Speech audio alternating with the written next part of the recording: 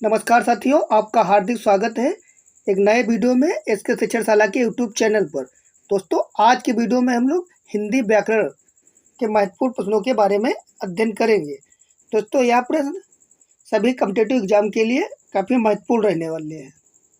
दोस्तों, यदि आप हमारे चैनल पर पहली बार विजिट कर रहे हैं तो हमारे चैनल को सब्सक्राइब अवश्य करें। आइए प्रारंभ करते हैं। देखते हैं पहला प्रश्न, निम्न में से कौन सा मूल स्वर नहीं है? निम्न में से कौन सा मूल स्वर नहीं है? दोस्तों, ऑप्शन नंबर डी, ओ हमारा मूल स्वर नहीं है। नेक्स्ट प्रश्न, हिंदी में ध्वनियाँ कितने प्रकार की होती है? दोस्तों, हिंदी में ध्वनियाँ कितने प्रकार की होती है? 2 प्रकार की होती है। ऑप्शन नंबर ए, हिंदी में ध्वनियाँ 2 प्रकार की होती है। नेक्स्ट प्रश्न, मात्रा के आधार पर स्वर कितने प्रकार के होते हैं? दोस्तों, मात्रा के आधार पर स्वर 3 प्रकार के होते हैं। ऑप्शन नंबर बी यहाँ पर सही है। नेक्स्ट प्रश्न, एक से अधिक वर्णों के मेल को क्या कहते हैं? दोस्तों, एक से अधिक वर्णों के मेल को क्या कहते हैं? दोस्तों, व्यंजन कहते हैं। एक से अधिक वर्णों के मेल को व्यंजन कहते हैं। Option number C. नेक्स्ट प्रश्न, ई चा छ ज आदि का उच्चारण किससे होता है? दोस्तों, इचुस्यानाम तालु। एक सूत्र होता है इचुस्यानाम तालु, यानी ताला विषय। Option number C. ई उ चा छ जा इन सभी अक्षरों का उच्चारण तालु होता है, जिसे हम लोग ताला भी बोलते हैं। नेक्स्ट प्रश्न, जिनका उच्चारण शुद्धता से होता है और जो व्यंजन के उच्चारण में सहायक होते हैं उसे क्या कहते हैं? दोस्तों, उसे स्वर कहते हैं। Option number B. जिनका उच्चारण शुद्धता से होता है और जो व्यंजन के उच्चारण में सहायक होते हैं उसे स्वर कहते हैं। नेक्स्ट प्रश्न, इनमें से कौन सा एक स्वर नहीं है? दोस्तों, बताना इनमें से कौन सा एक स्वर नहीं है, दीर्घ स्वर नहीं है। दोस्तों, इनमें से कौन सा एक दीर्घ स्वर नहीं है? दोस्तों, ई ए। दोस्तों, बताना है कौन दीर्घ स्वर नहीं है। Option number A. दोस्तों, यह हमारा दीर्घ स्वर नहीं है। नेक्स्ट प्रश्न,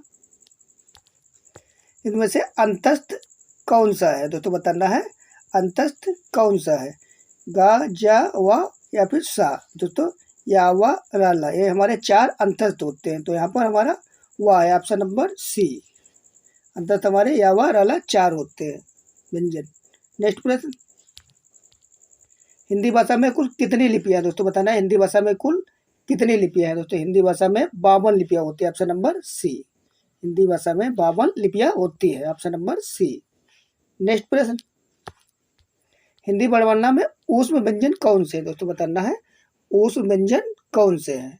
दोस्तों, शाखा साहा या हमारे ऊष्म व्यंजन होते हैं। अंतस्थ दोस्तों या वा रल्ला होते हैं। Option number A. नेक्स्ट प्रश्न, यारा लावा को कौन सा व्यंजन कहते हैं? दोस्तों, यारा लावा को कौन सा व्यंजन कहते हैं? अंतस्थ व्यंजन। Option number B. यारा लावा को अंतस्थ व्यंजन कहते हैं। Option number B. नेक्स्ट प्रश्न, निम्न में से कौन ऊष्म व्यंजन है? दोस्तों, बताना है कौन सा ऊष्म व्यंजन है, हा, ला, मा या फिर जा? दोस्तों, ऊष्म व्यंजन कौन सा है? हा। साका साहा हमारे ऊष्म व्यंजन होते हैं। दोस्तों, परीक्षा में इसी प्रकार के प्रश्न बनते हैं। नेक्स्ट प्रश्न,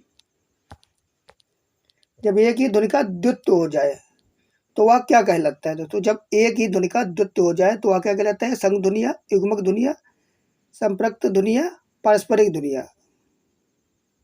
ऑप्शन नंबर बी, युग्मक ध्वनिया कहते हैं उनको। जब एक ही ध्वनि का द्वित्व हो जाए तो वह युग्मक ध्वनिया कहलाती है। ऑप्शन नंबर बी यहाँ पर सही है।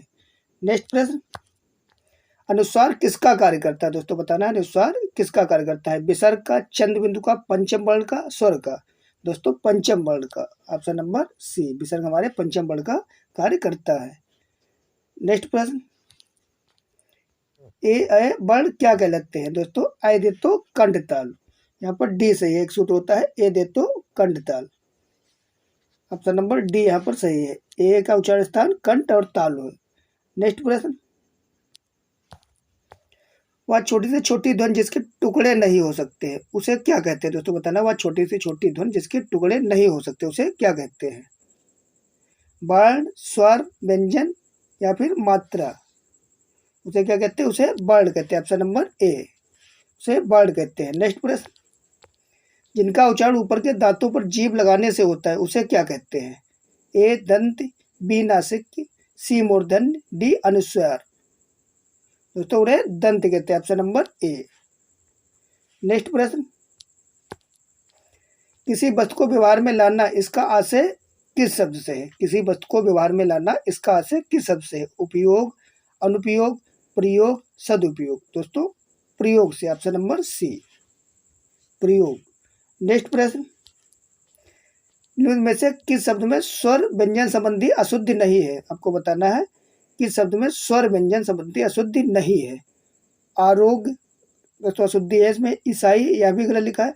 ऊर्जस्वी, अतुसुक, दोस्तों किसमें अशुद्धि नहीं है? ऑप्शन नंबर सी, ऊर्जस्वी, यह सही है, बाकी सब गलत है। ऑप्शन नंबर सी यहाँ पर सही है।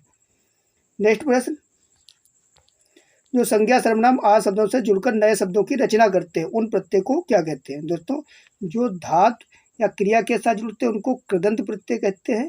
जो संज्ञा सर्वनाम आदि के साथ जुड़ते हैं उसे तद्धित प्रत्यय कहते हैं। Option number A. दोस्तों प्रत्यय दो प्रकार के होते हैं, तद्धित प्रत्यय तथा कृदंत प्रत्यय। दोस्तों कृदंत प्रत्यय धातु या क्रिया के साथ जुड़ते हैं, संज्ञा और सर्वनाम के साथ जुड़ने वाले प्रत्यय को हम लोग तद्धित प्रत्यय बोलते हैं। नेक्स्ट प्रश्न, जिस समाज में पूर्व पद गौण तथा उत्तर पद प्रधान हो उसे कौन सा समास कहते हैं?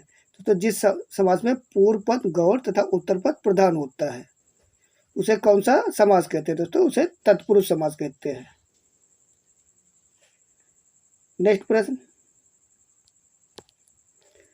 जो सर्वनाम संज्ञा शब्दों के मेल से बनते हैं उसे क्या कहते हैं? दोस्तों जो सर्वनाम संज्ञा शब्दों के मेल से बनते हैं उन्हें क्या कहते हैं? विकारी सर्वनाम, अविकारी सर्वनाम, संयुक्त सर्वनाम, संबंधात्मक सर्वनाम। तो उसे संयुक्त सर्वनाम कहते हैं। Option number C.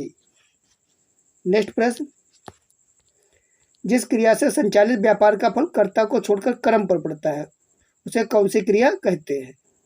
अकर्मक क्रिया, सकर्मक क्रिया, द्विकर्मक क्रिया या प्रेरणार्थक क्रिया। उसे सकर्मक क्रिया कहते हैं। ऑप्शन नंबर बी, उसे सकर्मक क्रिया कहते हैं। नेक्स्ट प्रश्न, निम्नलिखित शब्दों में से कौन सा शब्द संबंधवाची है? देव, देवी, देवी, देवता। संबंधवाची है दोस्तों देवी। ऑप्शन नंबर सी, देवी यहाँ पर संबंधवाची है। नेक्स्ट प्रश्न, क्रिया के जिस रूप से क्रिया निष्पादन के समय का ज्ञान हो उसे क्या कहते हैं? पक्ष, काल, भूतकाल या फिर वाच्य। क्रिया के जिस रूप से क्रिया निष्पादन के समय का ज्ञान हो उसे काल कहते हैं। ऑप्शन नंबर बी, उसे काल कहते हैं। नेक्स्ट प्रश्न, वाक्य में प्रयुक्त शब्दों में परस्पर सामंजस्य को कहते हैं। वाक्य में प्रयुक्त शब्दों में परस्पर सामंजस्य को कहते हैं। पद, क्रम, अन्वय, उद्देश्य, विधेय। तो उसे अन्वय कहते हैं। ऑप्शन नंबर बी, उसे अन्वय कहते हैं।